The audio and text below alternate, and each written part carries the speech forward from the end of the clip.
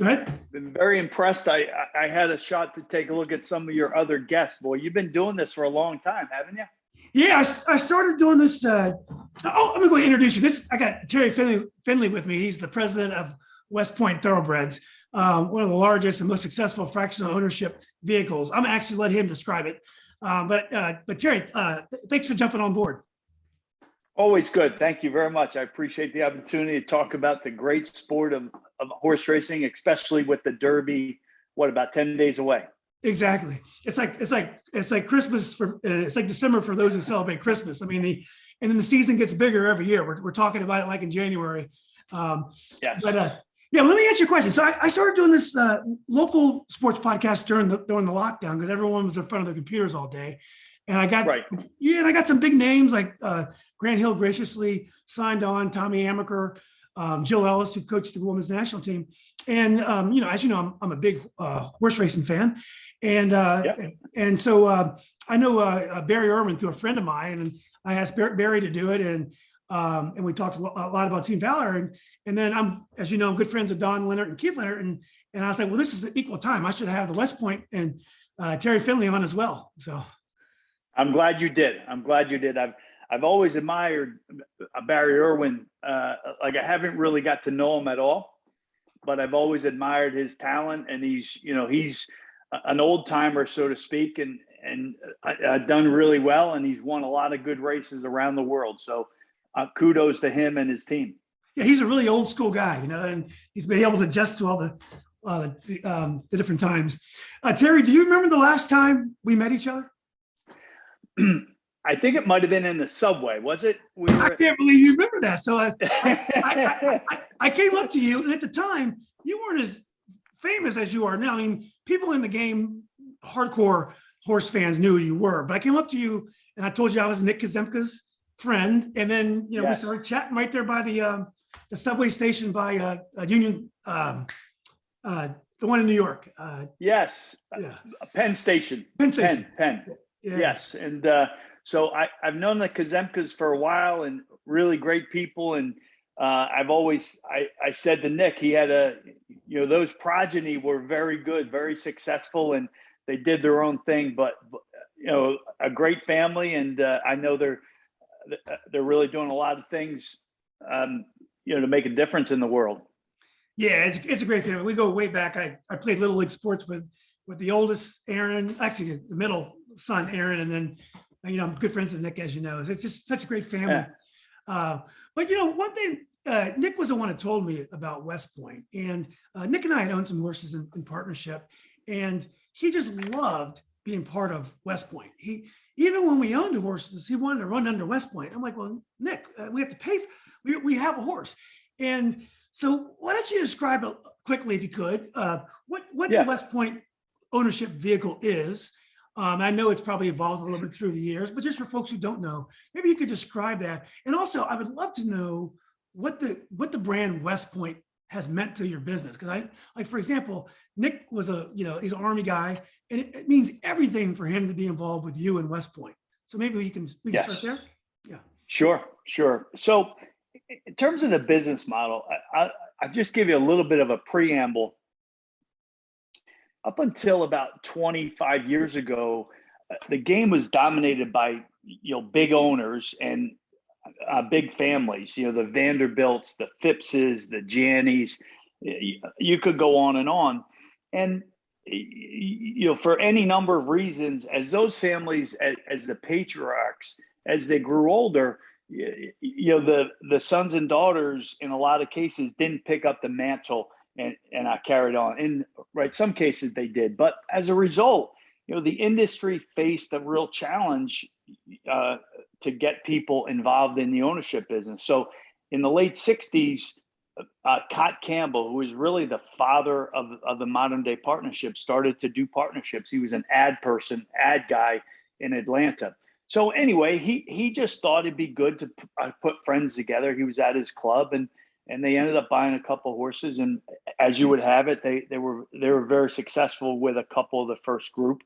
And so into the 90s, people started to really get going with the concept. And while a lot of the old timers, they kind of look down the noses at people like Barry Irwin and Cott Campbell, it just started building steam. And as those other families started to phase out more and more, all of a sudden you looked around and a really significant percentage of the horses at that point were owned by partnerships in some form. And so you take today, you go to the sales and you go to the racetrack and you'll see, partnerships have never been bigger and more of a substantive factor in the ownership game. So basically what we do, our model is very similar to a NetJets. So instead of a single person owning a plane, you have 10 investors that own a fractional part of that plane. The same thing with the horses. Our model is no different than the vast majority of other partnerships, whereby we'll buy a horse for whatever $500,000, and we'll put some training expenses in, and then people can buy a piece, say 5 or 10% of that horse, and they can really get all the fun and excitement and the upside, right, without having to sit down and to write out a $500,000 check. So in the essence, like that's the framework of what we do in the partnership business. And are there? There's a lot of different types of partnerships, like yourselves. Are most of them like West Point, or do some you buy a portion of all the horses, and then when one horse runs, you can go to the winner's circle if they win, like everyone else, or are they all basically the same? Are they basically the same? Well, yeah. So the key is you got to get good horses, right? Mm-hmm. So good horses solve a lot of structural problems in a lot of respects. But yes, there are two major differences. Some people put all the horses into one group, and then you're buying into that group. So you're not necessarily into specific equity into a single horse. We do it. Every horse is an individual entity. And so when you're investing, exactly the horse that you're buying into. And there are pros and cons to both. I guess one of the things that we've experienced, back probably in 2002 or 3 is that we got to the bluegrass and we had been structured that way. So everybody was in, and it was a big day, and, we were all excited, but there were too many people involved. And so at that point, I realized that we wanted to go down the path of everybody investing in individual horses. And I think it's worked out, but there are people that are successful. There's a horse in the Kentucky Derby, a Donegal stable. They do a very good job, and they probably got the 3rd or 4th choice in Mo Donegal. And so they buy 6 or 7 horses every year, and everybody invests in those. So I guess it's to each his own, but the key is if you get a good one, everything falls in the line, no matter what structure you're under. Yeah. And how important has the West Point brand been? I think it's been huge. I think you have some people, no matter what happens, they want to be part of it because they love West Point, they love the Army or whatever. How you think you would have been just as successful if you would have called it Blue Ridge Horses or whatever? Yeah, I don't think so. I say think, I know so. Certainly very proud to be a graduate of the military academy and to have worn the uniform of the Army uniform. So I did that. And, I can say when we started this, I didn't think it was going to be my career. I thought it would be something that I'd participate in and I'd have some fun in, but I'd be in the corporate world.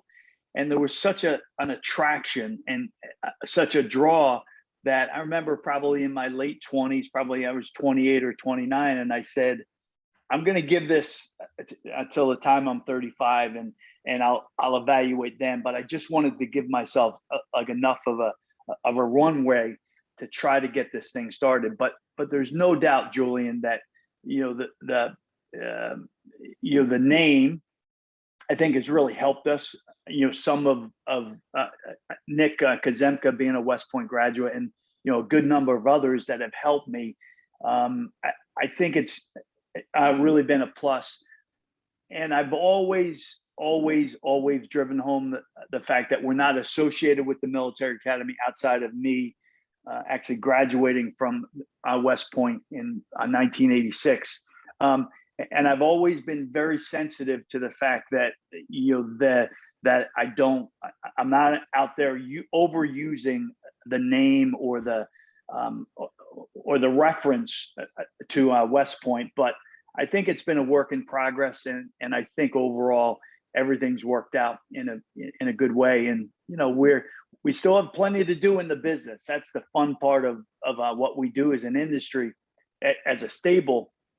Every 2 or 3 years, our drafts and our team that we put on the field, so to speak, it changes, right? Because horses are retiring, they're going to stud, they're becoming brood mares. So I find that's fascinating, because you can never just stop and say I've done enough, because the business, right, puts you in a position where you just can't wait for the 2-year-olds, the rookies, so to speak, to come into your program and to get to the races. So it's just such an exciting and compelling endeavor. I feel very blessed every single day to have been involved in the business and to have played a part in it. But the future is always bright if you let it be bright. Yeah. Well, that's great. We'll get back to more of West Point Thoroughbreds, but I wanted to get back to your background a little bit. How did you first become exposed to the races? Are you like me, and your grandfather took you to the races for the first time? Well, my father did. I'm the youngest of 7 kids, and my father was a school teacher.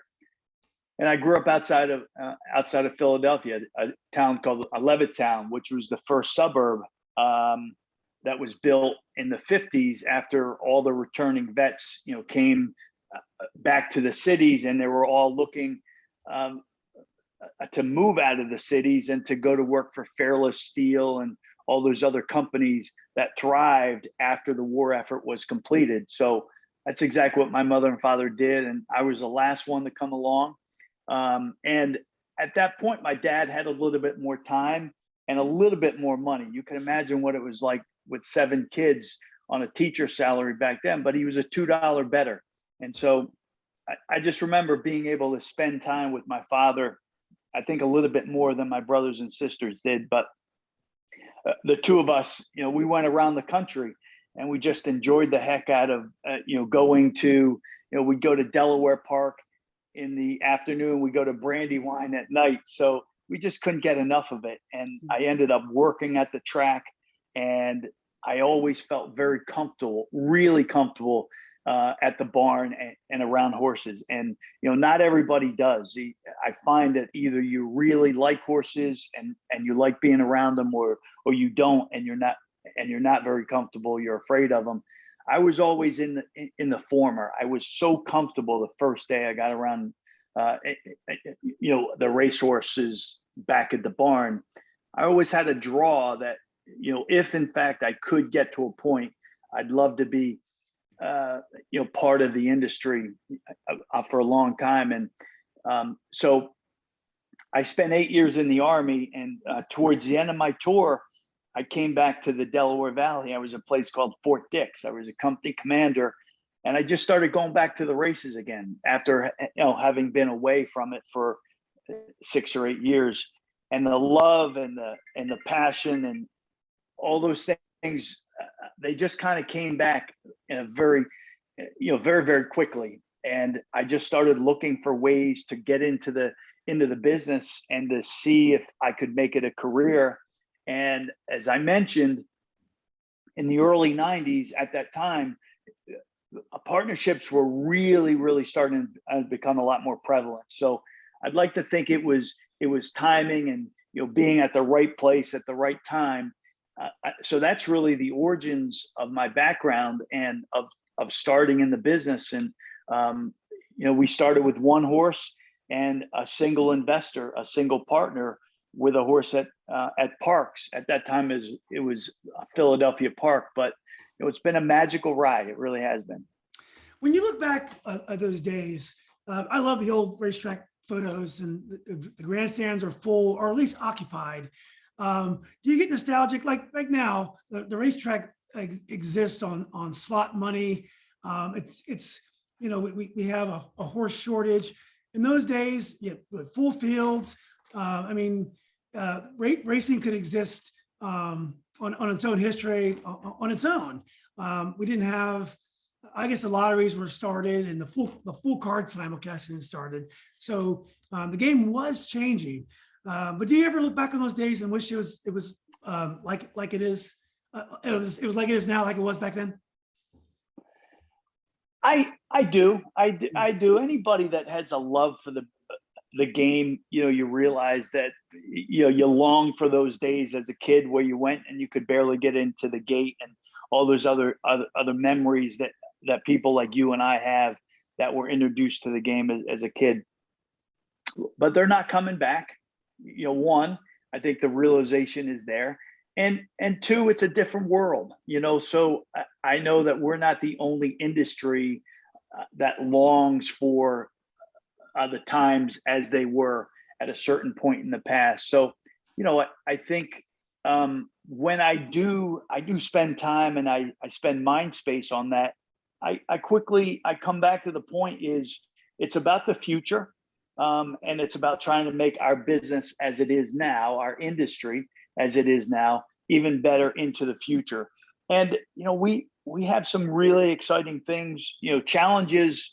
I'll grant you, I'm sure we'll talk about a couple of those challenges, but, we have to deal with the cards that we're dealt with in our age. And, so yes, I think I look back and I think about the days of Secretariat and Seattle Slew and Affirmed and Alley Dar, and all of us can go through those names, the litany of stars.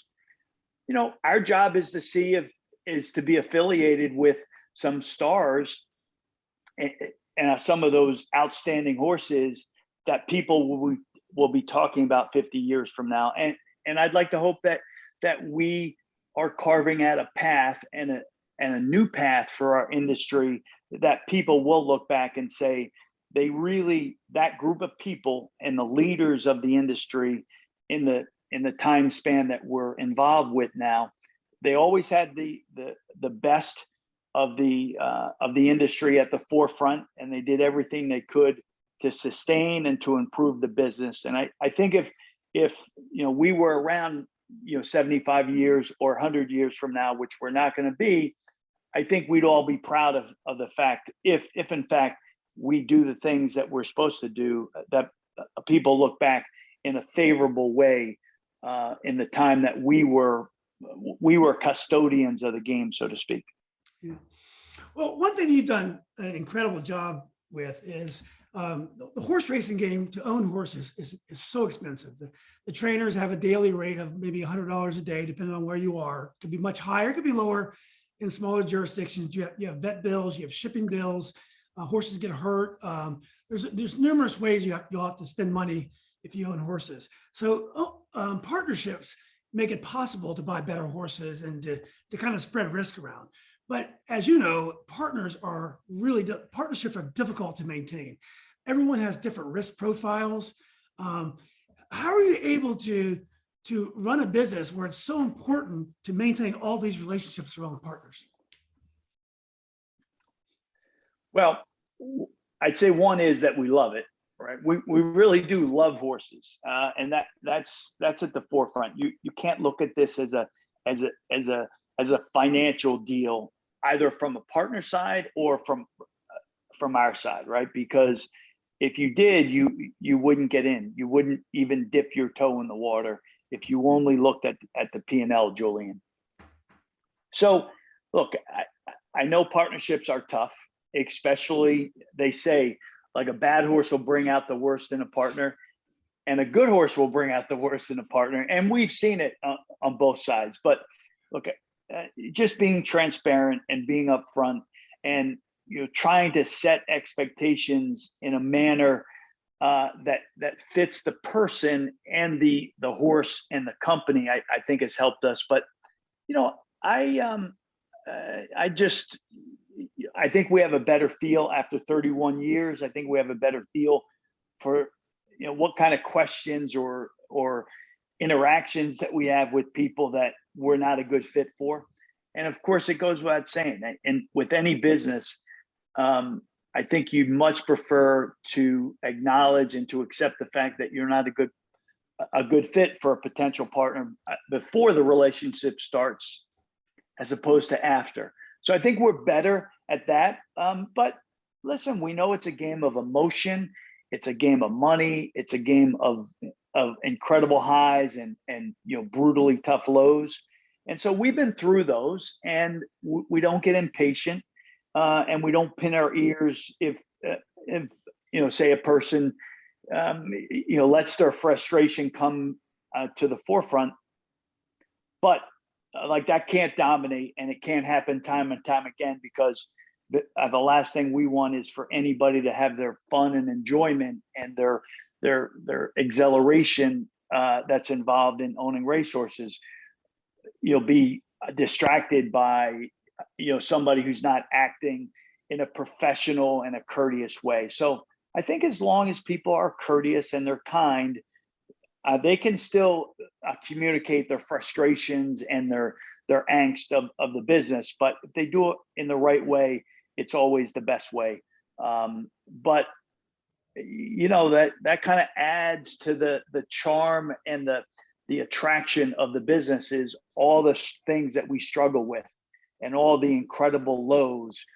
They don't come close, because the highs are so good and they're so exciting and scintillating that I just can't, I couldn't imagine anything else being better in terms of putting sizzle in your life than owning racehorses. Yeah. Well, is there a profile of the best type of owner that you found in the past that maybe you even look for? Actually, a lot of people ask me that, and I'd say no. I'd say there's not a real solid profile, because it spans the spectrum. You have people that are our age and our generation, and we were introduced to the game by our parents, our fathers, our grandfathers, an uncle. And there are others that are newer. They're in their 30s and they've had success in business, and they love data, they love analytics, and they love the ability to go to the racetrack and to bring their families and to go to the big events. So it really spans the spectrum. Women, you look at the demographics, and we're getting a lot more women that are joining us because they have the wherewithal. They're at a point in their lives, they have the wherewithal. They've always loved horses, and they love the environment and the intensity and the excitement of the racetrack. So I think it spans the spectrum, and I think that's really what we have as an industry to look forward to. Is now people, especially they can see the incredible number of hours that were on TV. We weren't like that 10 years ago.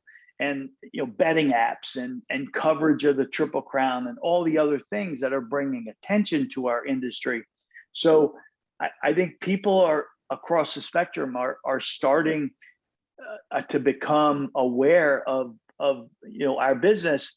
And you can look at an NFL game or an NBA game and be really into it and have an exciting experience, but you can't buy a piece of an NFL team or an NBA team, but you can buy a piece of your own franchise in the racing business. And I think that's what we're going to continue to try to work on and to put in front of people. This is a game you can put your money exactly where your mouth is from an ownership position. And I think that separates us in a big way. How do you guys handle the decision-making process that you have? You have all these partners, and you got horses. You got to make decisions about what races to go in. You got to make decisions about whether a horse is going to be offered for sale or a claim. How does West Point manage those type of decisions?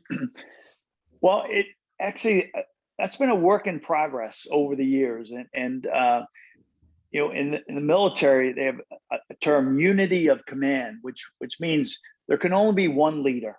And yes, you can argue to the point of decision, which is another another thing that we learned early in the military.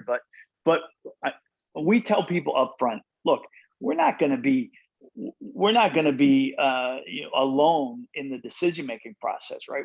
We want input, and we want people who are thinking about it and who see what we see and are curating the information that we're putting in front of them. Like we want input, but ultimately there has to be a decision maker, and that's me with the trainers and the bloodstock agents and the partners all kind of working together to come to the best possible solution. But we'll talk about this. If you're in the Hall of Fame, you're probably losing 8 out of 10 times, right? If you're at 20% wins and you're at 50% in the money, you're doing really well. So there's enough blame to go around when things don't go well, because they often don't go well. But it's usually because your horse isn't fast enough. You're putting aside all the other bad ride, bad training job. It's usually that particular day your horse wasn't fast enough to get to the finish line first. So I think when people put their arms around that, they realize we do everything we can to put a horse in the starting gate in the best possible position. But after that, it's really up to the racing gods and luck. So we go through the process and we listen to people, but ultimately, it's got to be me that pulls that trigger and is on the hook as the ultimate decision maker. And so we've gotten better through the years. But there is a balancing act, because people are entitled when they write their money, they write their checks out, and they put their hard-earned money up into our business and into the industry as a whole. They deserve to have their voice heard. And I'd like to think that that's exactly the case with us. Do owners get the same types of write-offs they get with ownership in their own right as they get with West Point and other type of fractional ownership vehicles? Yes, overall, it's an endeavor that you are subsidized by the IRS, right? Because you do have the ability, without getting into the weeds, either you can take deductions currently, meaning right away, or you have to wait to the end of the venture. In our case, the retirement of a horse, to realize the tax advantages that you have. We don't offer this as a tax play, although it is part of it. But that's the last thing that we want to do, is to attract somebody that doesn't have a real attraction to the business overall, to use this as a tax play. But it's obviously it's there.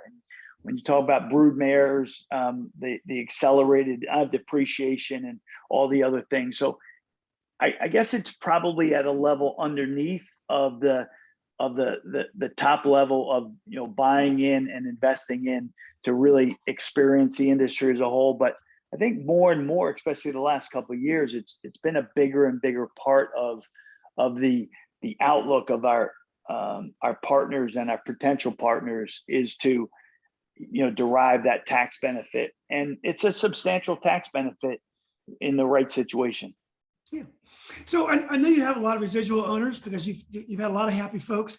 But what about, do you guys have salespeople that actually market for new owners, or do you do mostly advertising to get new owners? Yeah, we don't advertise much anymore. We did for a lot of years, and just like any company in their business cycle. So yes, we still do a little bit, but people we've learned that I remember 15 years ago, we'd buy a bunch of horses and we'd put them in brochures and we'd take fancy pictures, and I'd scrub the brochure, it would go to the printer. So we'd buy horses all spring, and the brochure would come out at the beginning of June, and we'd start selling them. The interest. Now, we bought horses about 10 days ago. We bought 8 horses in Ocala, and I think it took about, 14 or 15 hours before the videos, the pictures, and the whole a kit and caboodle where they were up on our website. So it's a changed world in that respect. And I think one of the things is that we don't push. You can't really put any pressure on people to buy horses because it's not that kind of investment. And so we've had people that have been with us in our database, so to speak, which is about 18,000 people. Wow.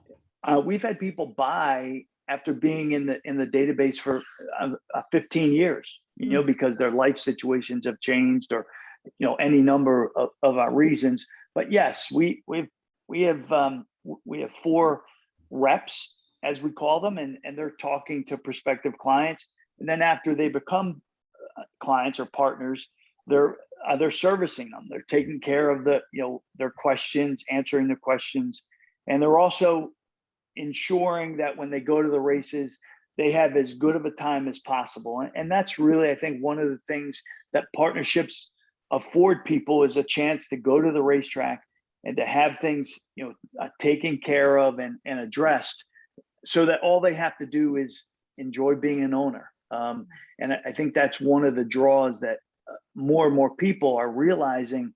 That's a big part of it. That's a big, because unfortunately the industry as a whole, I don't think we're nice enough to newcomers. We want people to come into the game. We want people to come in as owners, yet I'm not sure we always walk the walk after we talk the talk. And that's kind of what we talk about internally is we want to talk the talk, but we also want to walk the walk when it comes to ensuring that people feel truly welcomed by our industry. And if it's not as the industry as a whole, they're surely going to be welcomed by us, because the partners and the horses that we buy are what drives everything and why we're an ongoing concern as a company.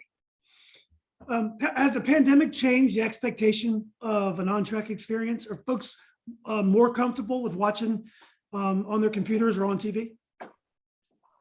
I think yes. We're just kind of getting back in. So the Derby, I think we have about 90 people. We're going to run probably 6 or 7 horses over those 2 days at Churchill Downs. It's always a great time, but this is the first iteration coming out of the pandemic. So I'd probably be in a position to answer that question a little bit better after we go through the Derby and the Preakness and the Belmont. But the takeaway is, I think we as an industry, we laid the groundwork so that we were as prepared as possible for the pandemic.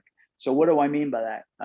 TVG, Twin Spires, the Fox show that emanates from the New York Racing Association, all 3 of those, their betting accounts and the ADWs, the advanced deposit wagering sites, they all exploded, and that didn't happen overnight. I'm not saying that anybody anticipated the pandemic, but we anticipated that more and more of our betting handle would come through the telephone, and it is. We see people all over the world in the middle of their day, whether they're at business or at play, they're betting.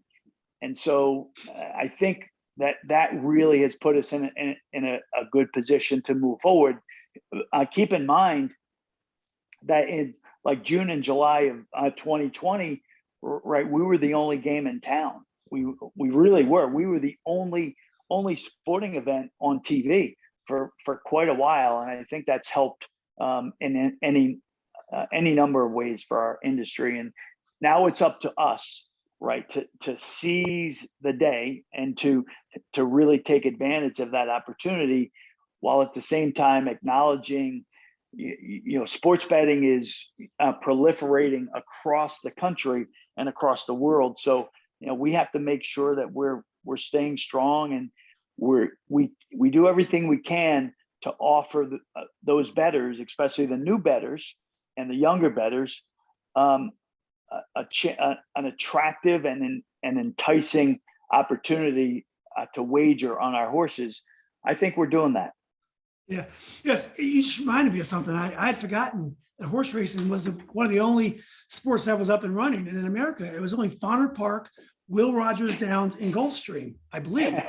And I met a Yes. guy, there's a jockey at Fonner Park named Dakota Wood. I interviewed this guy.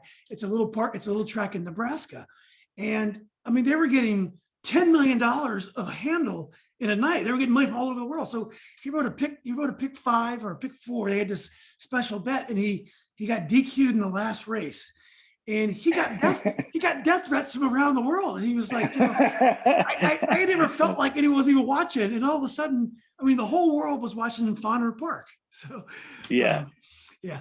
So anyway, I remember that. I remember because the GM was at TVG, and he moved. I remember him taking the job at Fonner Park, and he said, I love TV, but I always wanted to run my own operation. And I don't know, I guess he was there 8 or 9 months before the start of the pandemic. But I would think that if there's ever somebody that exhibits backs up the term trial by fire, it's that guy who was the GM of Fonner Park. But he did a very good job. He really did. And of course, everything comes to an end, and the spotlight kind of spread out back across the country. But I do know that we owe a lot to the Fonner Park, the executives and the horsemen there, because they kept everything going in a very dire time for our world and our industry.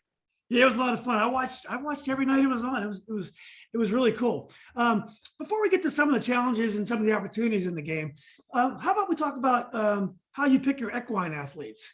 Do you guys? I know you go to sales. Do you guys breed? Do you guys claim horses? How does West Point handle buying horses? Yeah, we don't claim anymore. So for people, the claim and claim is right. Basically, you own a horse and you put them into a certain type of race, and every horse in that race, by and large, is they have a for sale sign attached to them, and so your other owners are able to buy them at that agreed upon price. So what it does is it gives the racetracks a chance to match horses that are of similar ability to have productive and entertaining and enticing races for the bettors. So we don't do that anymore. At one time we did, and now I leave that to the experts. There are people who do a great job, and they scope, and they're kind of like the agents and the talent scouts that go around the country to the Division II schools, and they're trying to identify the people, the players that should be in the NFL draft. Well, they do the same thing, but it's a different skill set. And so what we do now is almost exclusively go to the yearling sales, which is horses that are about 18 months old. And then we go to the 2-year-old sales, which are for horses that are about 2 years old. And they're slightly different. At the yearling sales, all you do is see them walk up and down in front of you. At the 2-year-old sales, right, you can see them actually on the racetrack. So it's a lot more similar to the combine in Indianapolis, if you compare it to the yearling sales. But we buy at both sides, or at both types of sales. We just finished a round. We bought about 15 horses over the last 2 months at the 2-year-old sales. And I've put together. I'm part of a team of people. We have a bloodstock agent who's been really, really successwe're David and Gordo, and others that he has on his sub team. And we're just trying to put together capital and then to go to the sales and to do everything that we can to try to buy really great prospects, knowing that the vast majority of horses that we buy are not as good as we think they're going to be for any number of reasons. They're just not good enough. They don't have the heart.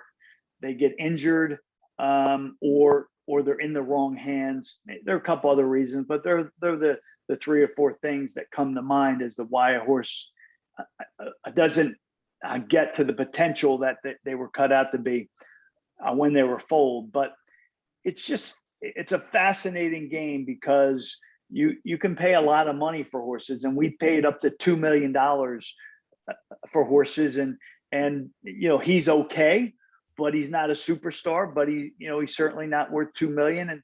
And we've paid $1 million and we've turned down 60 million.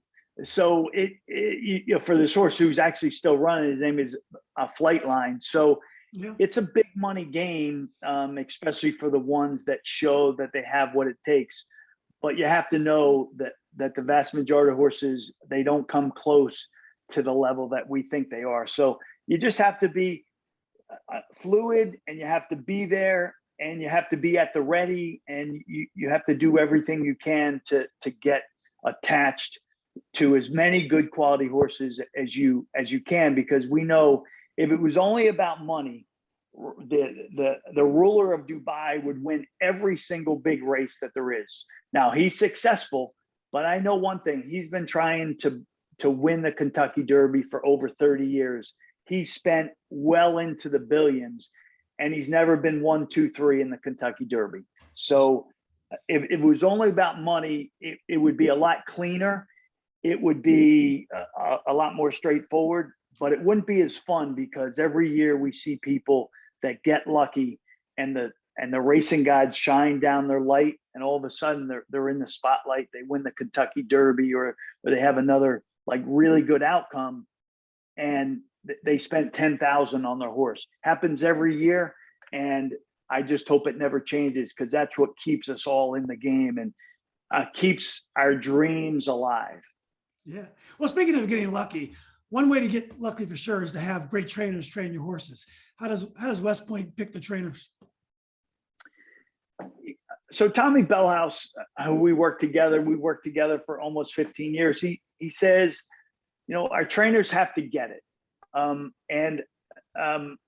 Back say 20 or 30 years ago, trainers would they would call you once a month, and they would say hello to you at the racetrack, and then they would go back and they'd hibernate in the stable. Well, today's owners, right, aren't accepting that. You have to be part of we're in show business, and you have to be part of the cast is what I tell our trainers. I want them to have their certainly their personality, and I don't want their work, especially in the morning, to be interrupted by partners or by our operation. But they have to get it. They have to enjoy the partnership, and they have to acknowledge the fact that all partnerships are bringing people to the game, and our game is surviving, I think, in large part because of partnerships. So really, I think now, so we know what partners get it, and what trainers or I said partners, but what trainers get it and what trainers don't get it. And we try to stay with the trainers that get it. They know that we're in a tough game, and it's a very tough on the financial side. So there has to be other parts of the experience to get people involved as partners, and to get them to stay involved. And we rely on our trainers in a significant way to help us with that. So that's on the one side. But the other side is they have to have a proven record of success. They have to know what it takes to get to the winner's circle, and to do it in an honorable way, and do it with integrity, and with no scandal, and none of that stuff that takes our vision and our sights off the ball and off the mission at hand. And I'd like to think every one of our trainers fits that bill very, very well.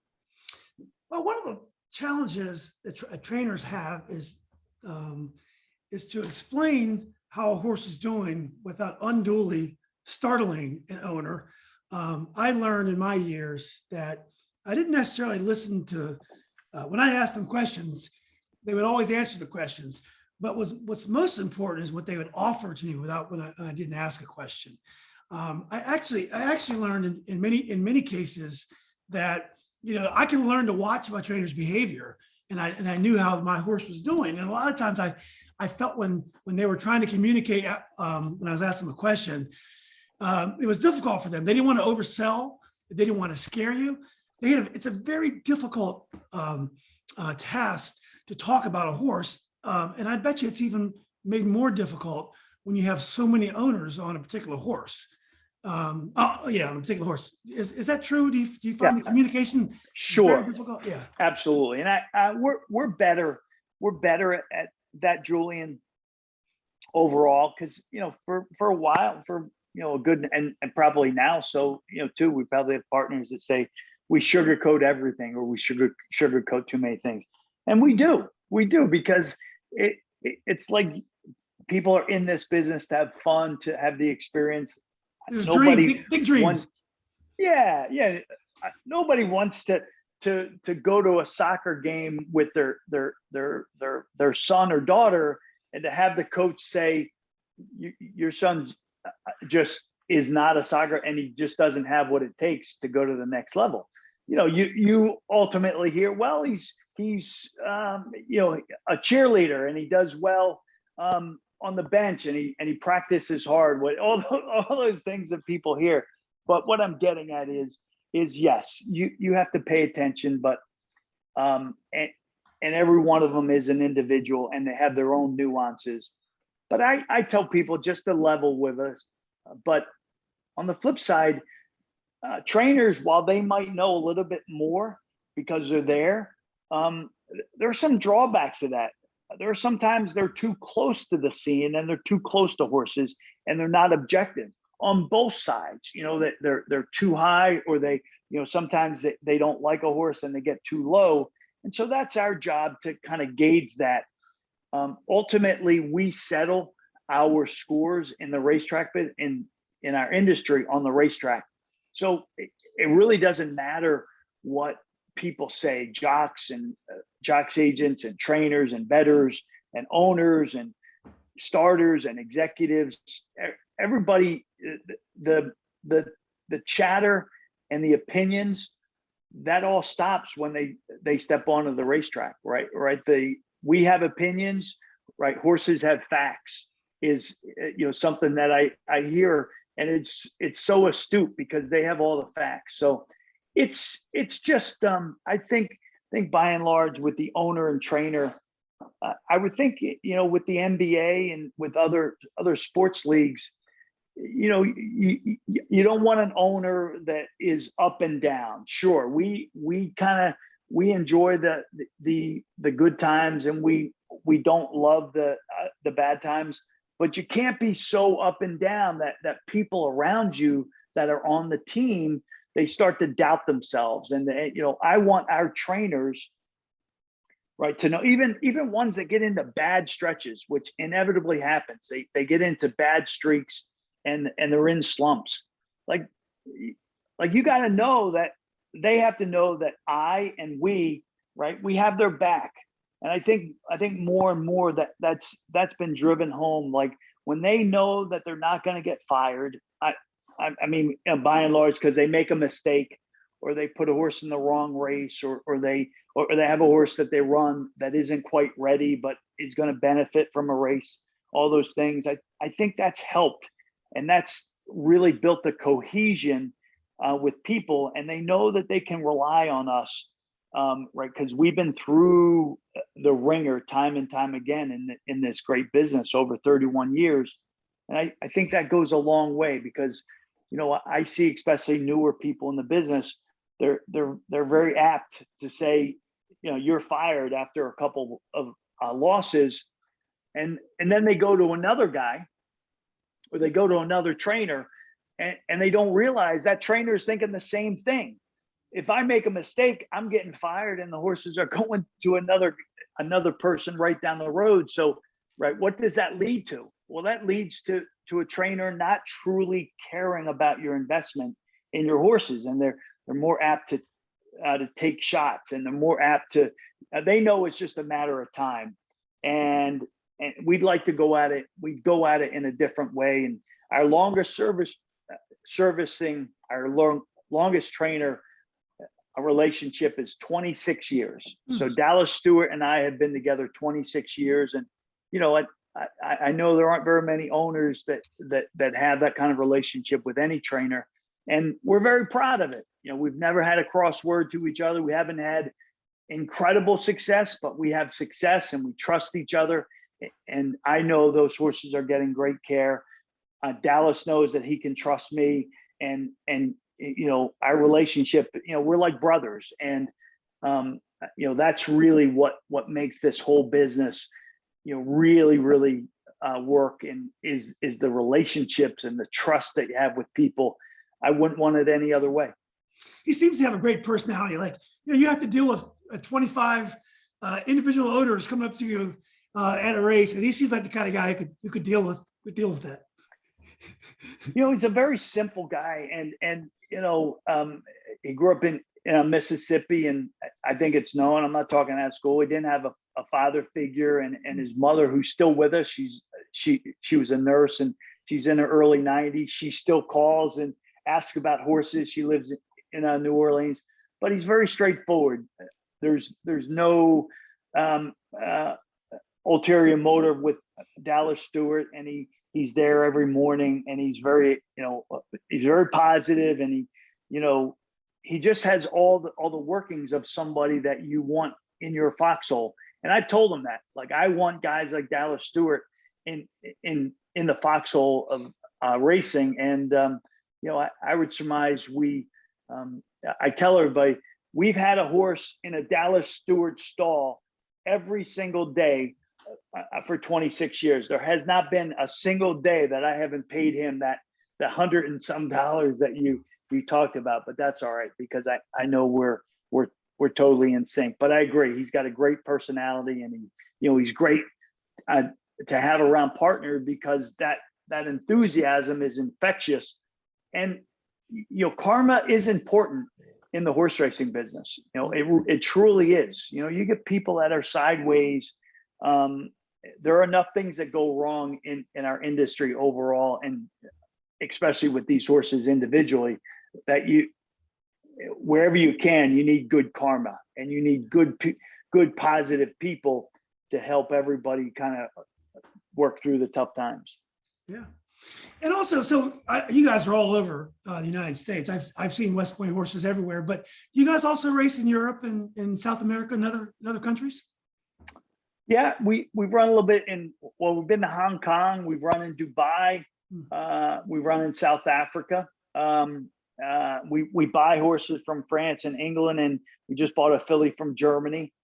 So it's a worldwide sport, and just like a lot of other industries, actually most industries, the world has gotten a lot smaller. So it's not that big of a deal anymore to buy a horse on the advice of a trusted agent in Europe, and 3 weeks later the horse is at Keeneland, and she's training, and she's going to run in probably 45 to 60 days. So I think that's really helped, and that's expanded our horizons and the scope of our operations in a nice way. And I think that'll continue. But you can go pretty much anywhere in the world, and you're going to feel at home, because the racing family is such that we take care of each other, and I think that's a beautiful part of the worldwide thoroughbred racing industry. Well, let's talk a little bit about reform. Now, you've built this great business that's made it possible for the small owner to own horses, and we have capital.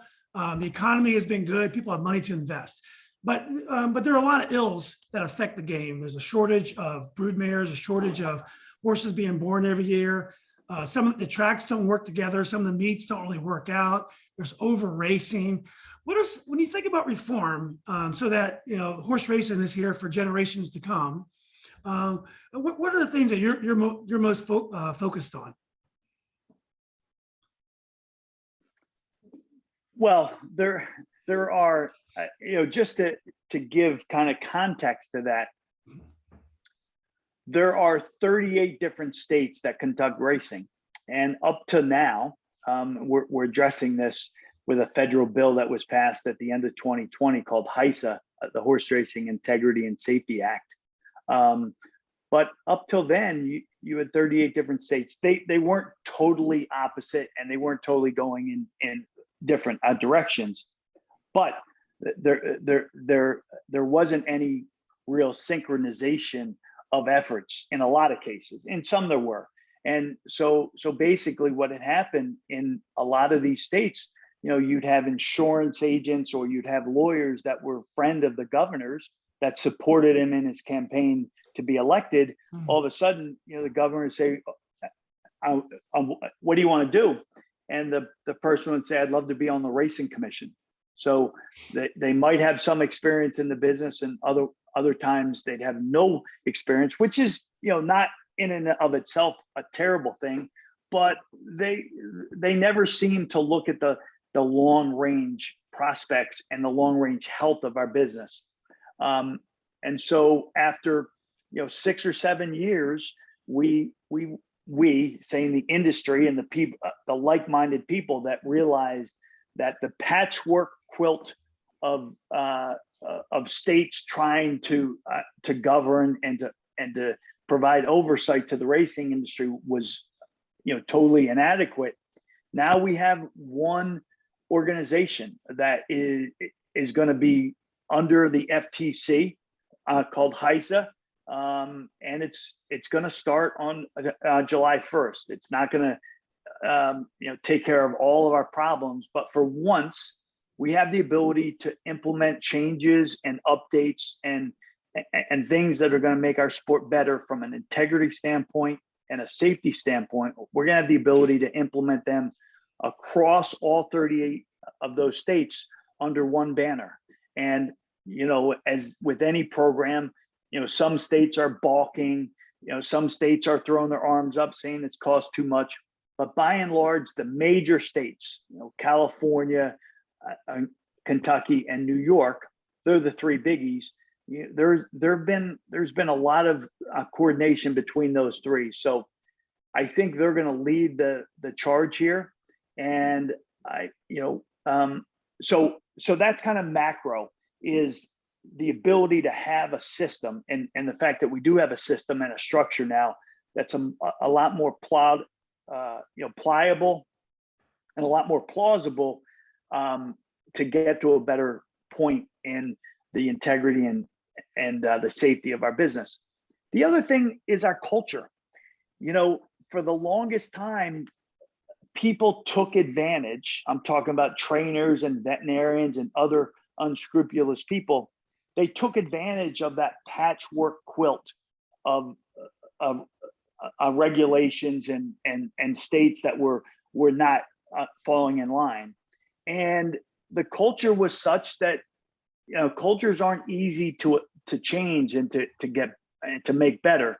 And so I guess probably 3 years ago, when we had the tragedies out in California, and people started to realize we needed to really enhance our culture. And so with any number of these things, the bad guys, we have several people that 24 months ago, they were significant players in our industry that are now in jail.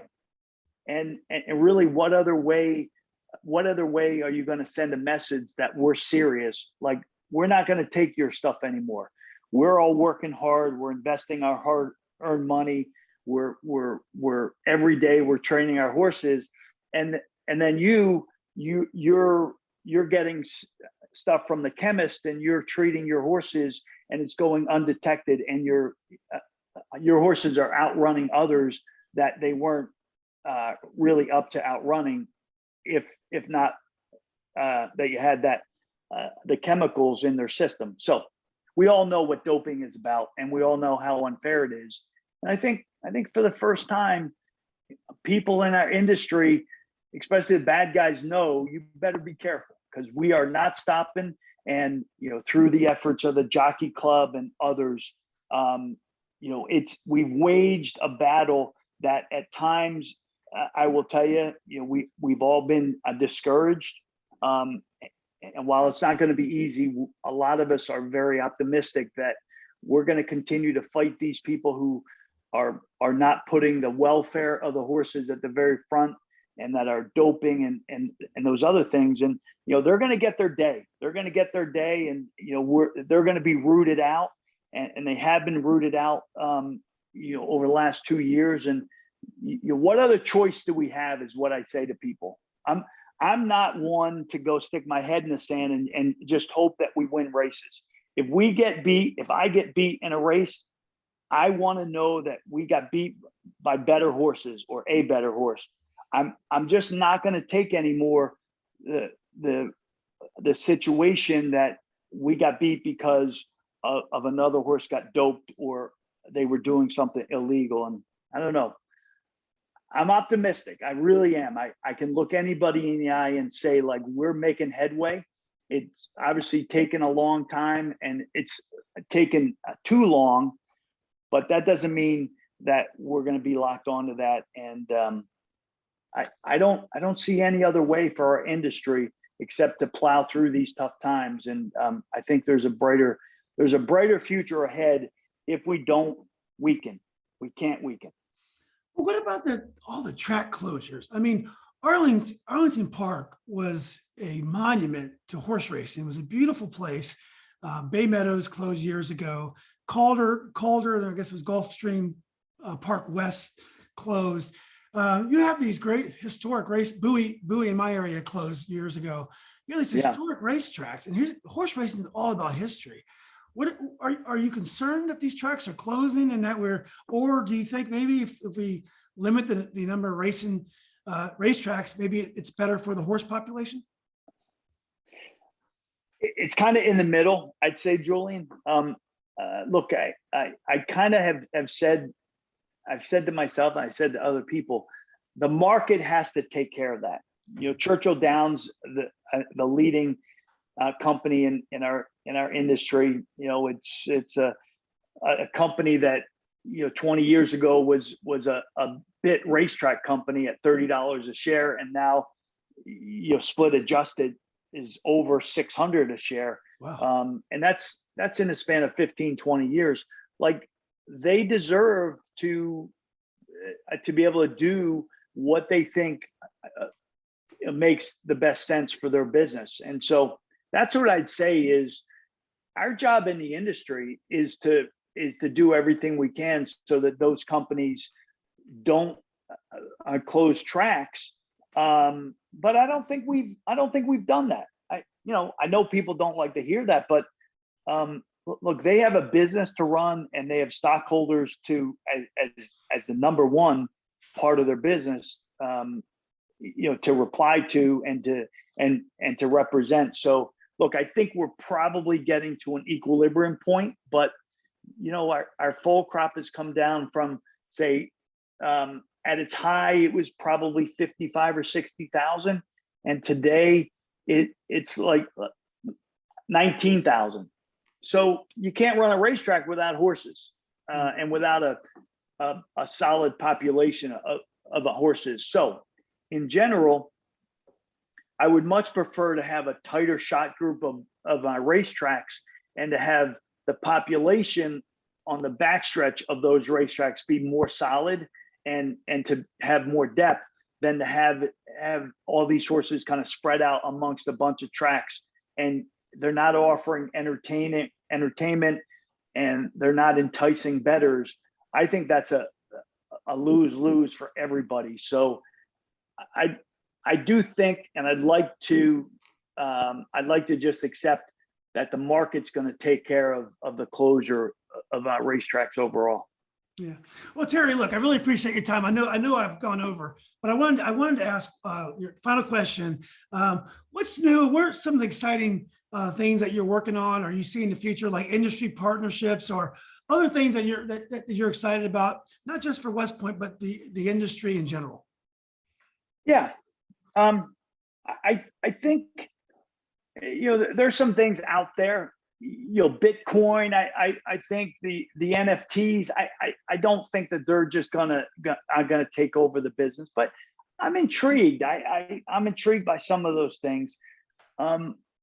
Visually, I think we're seeing some things that are helping us present our racing product, drones and the jockey cameras and all those things.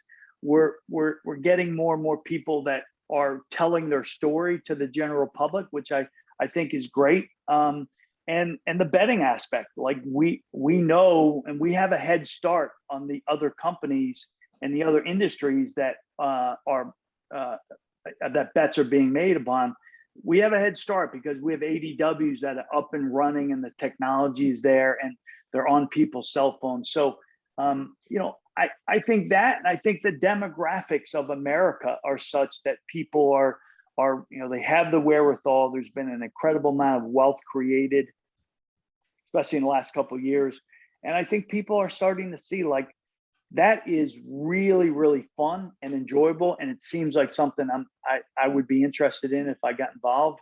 And so I think we have a lot of factors while at the same time we're addressing our safety and integrity. So I probably don't look at it, Julian, as one or two things that are going to make a huge impact. I think collectively, we have a lot of things going in the right direction in our business. And we have a lot of passionate people who are thinking about trying to make our industry better overall, keeping our horses safer and the bettors, happier, and giving them attractive ways to play our game and to bet money on our game. And so I don't know, you have to be optimistic in our business to do anything in our own, train, be a jockey, be a bettor. You better be optimistic. And I'd say I'm as optimistic as I've ever been to try to make this great sport even better. Yeah. Well, look, Terry, I really appreciate your time. Thank you. And also thank you for all you do to make racing more accessible. I think the more people will own horses, the more ownership we all have in our favorite sport. I think the more it will thrive, and it will be around for generations to come. I couldn't agree more. And I appreciate the opportunity to talk about racing, and enjoyed catching up today. Really did, Julian. Thanks. Well, thanks again, Terry. Hopefully we can do it again in the future. You got it. Take care. Bye-bye.